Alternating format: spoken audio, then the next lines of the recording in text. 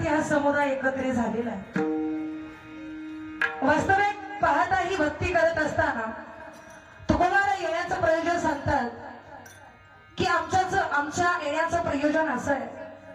वास्तविक ज्यावेळेस आम्ही आमच्या धर्माविषयी बोलतोय त्यावेळेस आम्हाला स्वाभिमान वाटतोय की नाही याबद्दल मी बोलणार नाही, परंतु आमचा उत्साह दाखवून देतोय की आम्ही धर्म जागृती किती करतोय हे म्हणायची गरज कुणालाच लागू नये। जिथं जिथं धर्माचं कार्य त्या ठिकाणी प्रत्येकाने यावंच। वास्तविक पाहता नको त्या कार्यक्रमासाठी या काळामध्ये गर्दी झालेली आहे। मेरा भारत महान म्हणण्यापेक्षा महान म्हटल्याने ही संस्कृती मोठी होणार नाही। जोपर्यंत रक्ता मासात आणि हाडाहाडामध्ये 72,000 नळे शरीरामध्ये, जोपर्यंत हिंदू धर्माविषयीची आपुलकी आपल्या अंतःकरणामध्ये उद्भव होणार नाही तोपर्यंत संत विचार अजिबात करणार नाही। ते लक्षात असू द्या। काळ्या थोड्या जोड्यात पाहिजे। वास्तविक आपण देवाला काय दिलं? जन्माला येण्याआधी दुधाची तयारी आहे, मरताना मातीची तयारी आहे। आपण देवाला काय देतोय? या काळात गीता सांगायची कोणाला? अर्जुनासारखा परमशोधा नाहीये, तसा योद्धा नाहीये।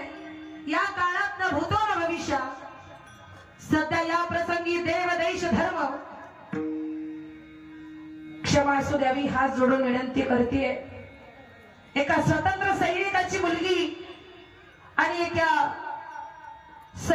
एका पोलीस कर्मचाऱ्याची बहीण म्हणून तुम्हाला सांगतेय, एका शेतकऱ्याची लेक म्हणून प्रत्येकाला सांगतेय, ज्ञानोबा तुकोबा यांच्या विचाराचे आपण सर्वजण पाईक आहात सज्जनांनो। ज्या संतांनी फार मोठं विशाल हृदय या संबंध वसुंधरेसाठी वसुधैव कुटुंबकम विश्वाची माझे घर। मी प्रत्येकाचा परिचय देणार नाहीये। प्रभू तुम्ही महेशाची मूर्ती, मी तुम्हाला अर्चित असे भक्ती बोले तरी गंगावती स्वीकार आल की। परब्रह्म स्वरूपात असणाऱ्या सर्व श्रोतृवृंदांना अत्यंत श्रद्धा आणि विनम्र भावपूर्वक नतमस्तक होते। सज्जनांनो, हा काळ नामासाठी हा काळ नामासाठी आणि आपली थोरवी गाण्यासाठी नाही। एक गाव आम्ही विठोबाचे नाम या करता संतरूपी नाम संकीर्तन देव देश आणि धर्म। वास्तविक आपल्या नामाचं कीर्तन नाही तर भगवंताच्या नामाचे कीर्तन व्हावं। विठ्ठल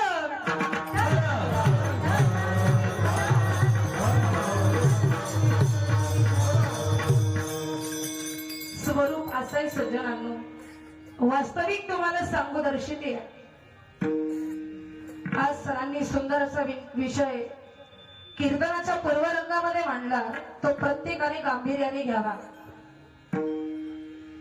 वास्तविक ज्या स्वराज्याच्या भूमीमध्ये छत्रपती शिवप्रभू जन्माला आले, ज्या राजांना सुपारीच्या खांडाचंही व्यसन नाही, पहिल्याच्या काळामध्ये इसवी सन 1972चा दुष्काळ जर आपण आठवला तर आमची आजी आम्हाला सांगायची, गांजर गवताचा पाला सुद्धा लोकांना पुरला नाही, तरी सुद्धा नाही आत्महत्या केल्या, स्वाभिमानाने जगली।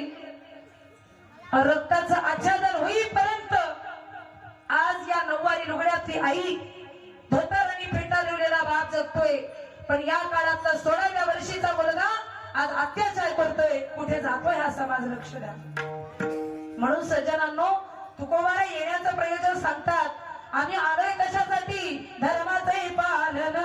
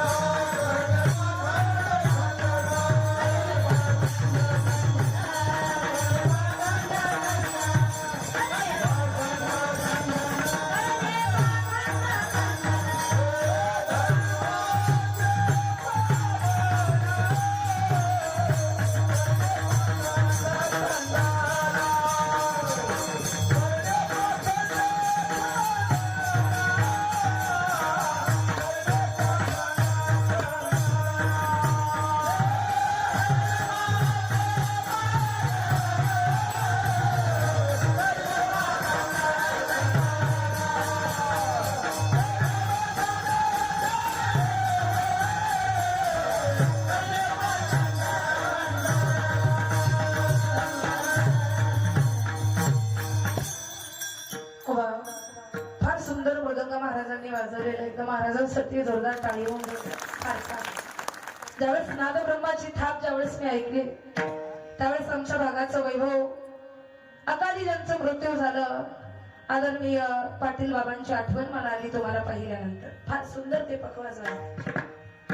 शब्दब्रह्म नादब्रह्म आणि स्वरब्रह्म एकत्रित आल्याशिवाय परब्रह्म येत नाही. आणि या पवित्र अशा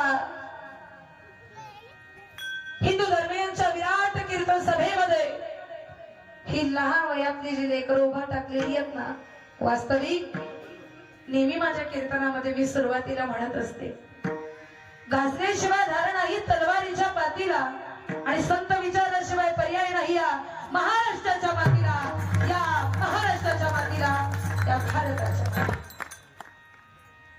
तुकोबारा येण्याचा प्रयत्न सांगतात, धर्माचे पालन करणे पाखंड खंडन हेची आम्हा करणे काम, हेची हा शब्द कुठे लागतो?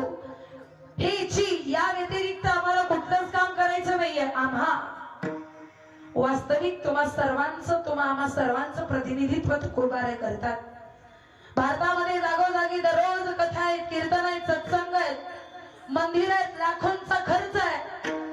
परंतु याच भारतामध्ये वृद्धाश्रम आणि सोन्यासारखे आई वडील ढसाढसा रडत आहेत.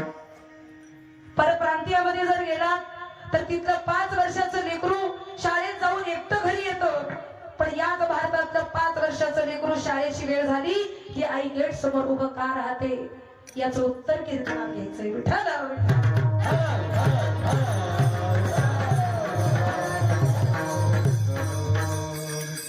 मन पवित्र स्वच्छ आणि धुतल्या मोत्यासारखं करायचं असेल तर संत विचार करणं, आत्मसात करणं हे अत्यंत गरजेचं आहे. वास्तविक पाहता धर्म या पवित्र शब्दाची व्याख्या फार मोठी आहे. धर्म रक्षिती रक्षतः. याच देशामध्ये जन्माला येणारे तरुणांना प्रोत्साहन देणारे स्वामी विवेकानंद, माझ्या हिंदू धर्माविषयी जर कोणी बोलत असेल तर त्याला मी समुद्रात बुडवून टाकू. काय स्वाभिमान होता, टाळ्या अपेक्षित होत्या. म्हणून अजूनही आपण झोपेतून जागे झालो नाही सज्जनांनो, नाही झालो. जोपर्यंत आपण झोपेतून जागे होणार नाही, नाहीतर एक वेळ अशी की लेकरांना आधार कार्ड दाखवावं लागेल की आम्ही तुमचे आई वडील आहोत. जागे व्हा सज्जनांनो. मंदिर व्हायच्या ठिकाणी वृद्धाश्रम वाढू लागलेली आहे. याच देशामध्ये या देशाचा स्वाभिमान 7 समुद्रापलीकडे पोहोचवणारे स्वामी विवेकानंद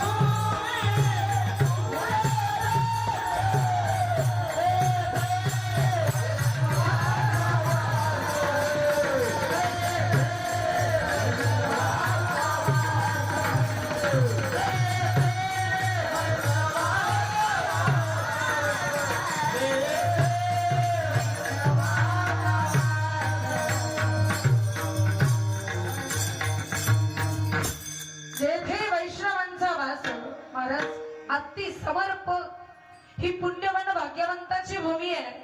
परंतु याच वैष्णवांच्या भूमीमध्ये नको ते कृत्य घडायला लागलेली आहेत. ज्या बीड पासून पुण्यापर्यंत एवढी संत मंडळी जन्माला आली, अगदी कात्रज हायवे पर्यंत त्याच कालखंडामध्ये काय अन्याय अत्याचार घडत आहे. आणि म्हणून वृत्ती पालटायची असेल, चित्त शुद्ध व्हायचं असेल तर संत विचार करणं स्वाभाविक आहे. विचारातीत ते संत आहेत. माणसं बोलून विचार करतात आणि संत विचार करूनच बोलतात. तुकोबारे जगाला उपदेश करतात. का करतात यात नवल नाही, ते उपदेश करायसाठीच आले होते. आम्ही वैकुंठीचे वासी आलो याची कारणासी, बोलिले जे ऋषी सात भावे वरताया, झाडू संतांचे मार्ग आड राणी भरले जन, न काष्टे न धातू न पाषाणे न म्हणूमे, देव ततस्मात भाव ही जागृत हा. सज्जनांनो, मंदिरात जायचं असेल, भगवंताला नैवेद्य अर्पण करायचं असेल, भगवंताची व्रतवैकल्य उपासना करायची असेल तर अंतःकरण पवित्र आणि स्वच्छ असावं लागतं. वास्तविक कितीही शुद्ध साबण लावलात, कितीही मोठे महागडे प्रोडक्ट यूज करून शरीर स्वच्छ जरी केलात तर बाह्य अंग स्वच्छ होईल.